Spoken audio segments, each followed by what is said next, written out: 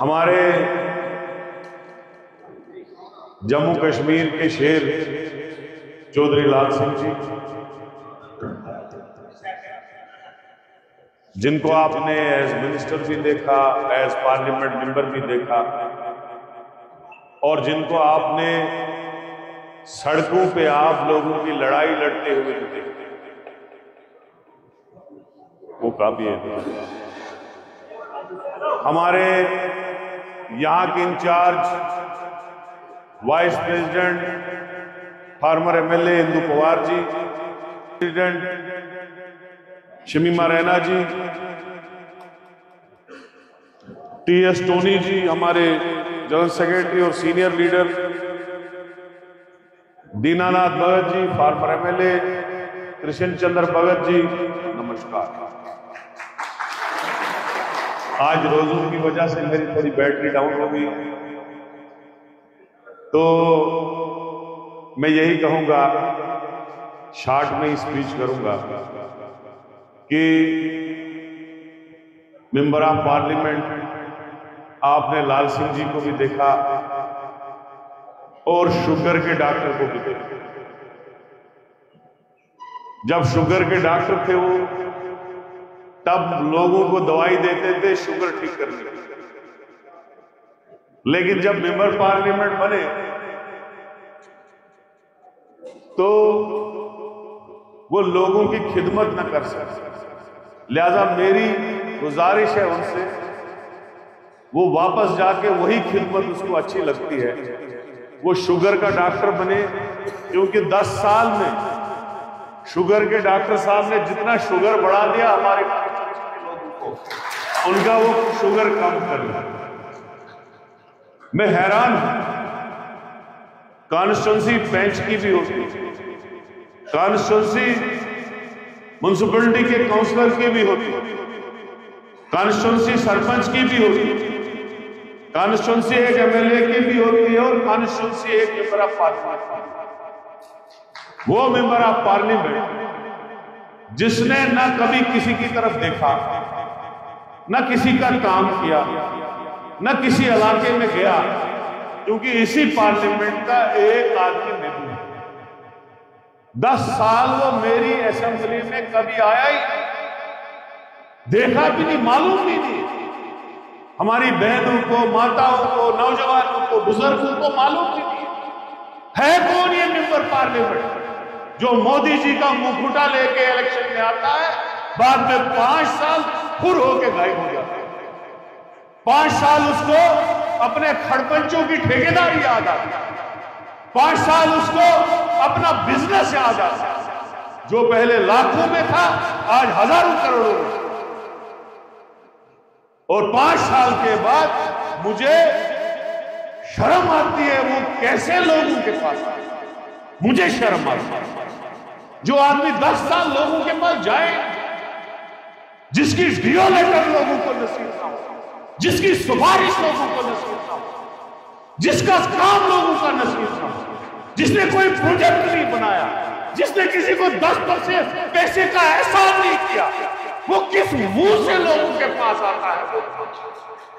हम भी एमएलए रहे, वे 10 साल एमएलए रहे, चमड़ी तक हमको लोगों ने उतारी, रात दिन लोगों में बैठे, असेंबली में तो लोगों का मसला, गली गली कोचे कोचे बनाए, सैकड़ों में पुल बनाए, सड़कें बनाई, स्कूल बनाए, डिस्पेंसरियां बनाई, ऐसा काम किया, दोबारा लोगों ने चुना। लेकिन मुझे समझ नहीं आता है कि मोदी जी ने ये 2 लोग के कौन से लोग रखे हैं जिन्होंने लोगों को कभी चेहरा ही नहीं दिखाया।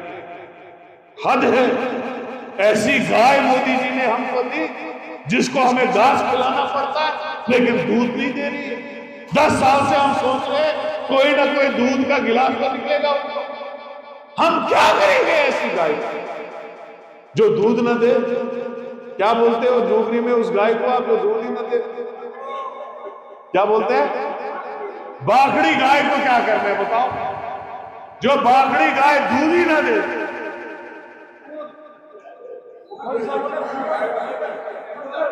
तो खंगड़ गाय को करना क्या है? हम घास खिला खिला के उसको तंग आए, जब इलेक्शन आता है मोदी जी का फोटो लेके आते हैं। जब हम बोलेंगे अरे भैया हमारा काम करो, आगे से बोलेंगे मंदिर मस्जिद। अरे भाई मंदिर मस्जिद, हम मस्जिद में जाते हैं, आप मंदिर में जाते हो, हमें कोई प्रॉब्लम नहीं है, तुमको कौन सी प्रॉब्लम है बताओ। इसलिए मेरी गुजारिश है तुम लोगों से, जागो, अपने बच्चों का फ्यूचर सोचो। जो बच्चे इस वक्त घरों में हैं, 12वीं पढ़ रहे हैं, ग्रेजुएशन कर रहे हैं, 2014 में जो 40-30 साल का था वो 40 का हो गया, ओवरेज हो गया। मोदी जी की 2 करोड़ की नौकरियों का इंतजार करते करते उसका कैरियर बर्बाद हो गया।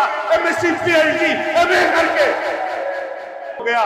जो 27 साल का था वो 37 क्रॉस हो गया। बर्बाद होगी हमारी नस्ल। आज 1 नंबर पे हम बेरोजगारी में पहुंचे। क्या आप आइंदा आने वाली नस्लों को बेरोजगार देखना चाहते हो? बेरोजगार देखना चाहते हो? इन लोगों ने जम्मू कश्मीर को बर्बाद कर दिया, हमारी स्टेट को यूटी बनाया, हमारा महाराजा का दिया हुआ स्टेट सब्जेक्ट इन्होंने छीना, हमारा दरबार में इन्होंने खत्म किया, घर घर इन्होंने प्रॉपर्टी टैक्स और समाज मीटर लगा दिए। क्या कुछ नहीं किया? अगर बीजेपी के जुल्मों की दास्तान सुनाए तो रात यही हो जाएगी। कोई जुल्म नहीं बकाया रखा, मुलाजमों को हिरासमेंट, नौजवानों को हिरासमेंट, यहाँ गरीबी की रेखा बढ़ गई। जिसका ये कहते थे हम सस्ते में आधे में गैस सिलेंडर देंगे, वो आज 1200 का हो गया, डीजल आज 100 रुपए का हो गया। ये याद रखना, अगर खुदा न करे भगवान न करे ये लोग दोबारा आ गए तो जो डीजल 100 रुपए लीटर है वो 200 चला जाएगा, जो 1200 रुपए का सिलेंडर है वो 2500 पे चला जाएगा। इनको कोई गम नहीं है तुम्हारे। और जब इलेक्शन आएगा तब 10 रुपए कम करेंगे, बोलेंगे देखो जी 250 का पेट्रोल था, हमने 10 रुपए कम किया, 240 रुपए का। बोलेंगे देखो हमने 2500 का गैस सिलेंडर में 100 रुपए कम किया, 2400 का दिया।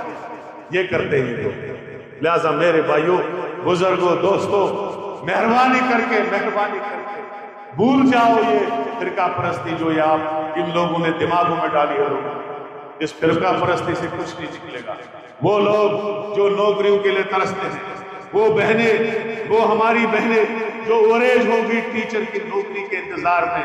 टीचर 2012 में हमेशा हर साल टीचर की नौकरियां डिस्ट्रिक्ट में निकलती की नहीं। 2012 में लास्ट टीचर की पोस्ट हुई।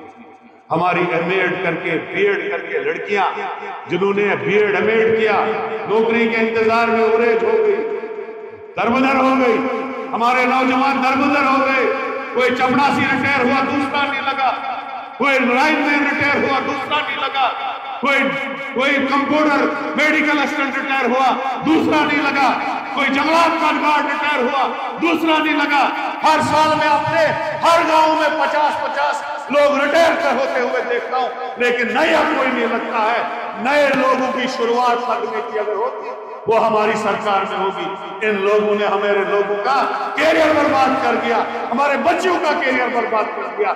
इसलिए अपने बच्चों का फ्यूचर, अपना मुस्तकबिल बनाने के लिए, जम्मू कश्मीर की आन बान शान दोबारा बहाल करने के लिए कांग्रेस ही इसको दोबारा बहाल कर सकती है और कोई नहीं कर सकता।